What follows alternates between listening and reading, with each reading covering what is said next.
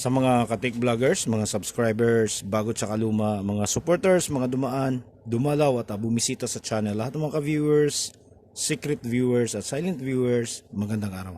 So meron tayong isisingit isang walk-in dito sa shop.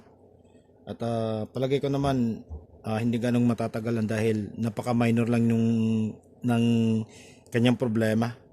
Okay, so yung complaint ng customer nito ay puputol-putol yung sound. So tinest din natin, ganun nga, para siyang nabibilaukan. So pangkaraniwang problema sa mga battery operated Bluetooth speaker na kapag naglulubot na siya o kaya hindi na gaano nagkakarga yung battery, nagpuputol-putol yung kanyang tunog. So off mo tapos on mo ulit, magno-normal tapos mga ilang seconds or minuto magpuputol-putol. So ganun na ganun yung problema nito, kaya lang iba naman yung kanyang sira, hindi naman sa battery. So dito nakita natin ay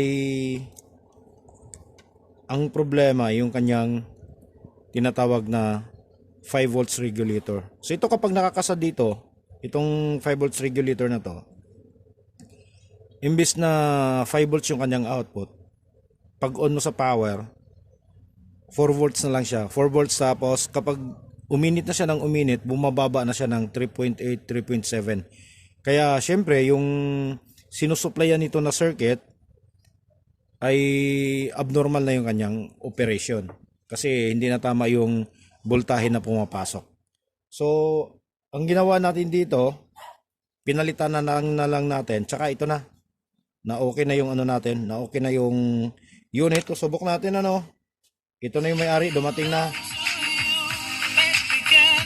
Ayan, so normal siya. Pero kung susukatin natin dito, ayan, so kinabitan na lang natin siya ng malaking pyesa dahil nga medyo wala na tayong ganitong makuhang surface mounted. Kaya yan, makikita nyo na normal na yung kanyang, ayan, yung kanyang output 5 volts. Ayan. Okay, so ito na, sasaulin na natin. Nandito na yung may-ari, dumating na. At okay na siguro to. Papasubok na lang natin doon sa kanila. So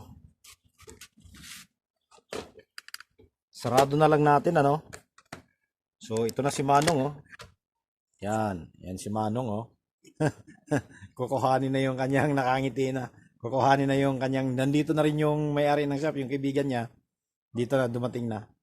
So sasara ko na lang. So hanggang dito na lang siguro tayo. So maraming salamat.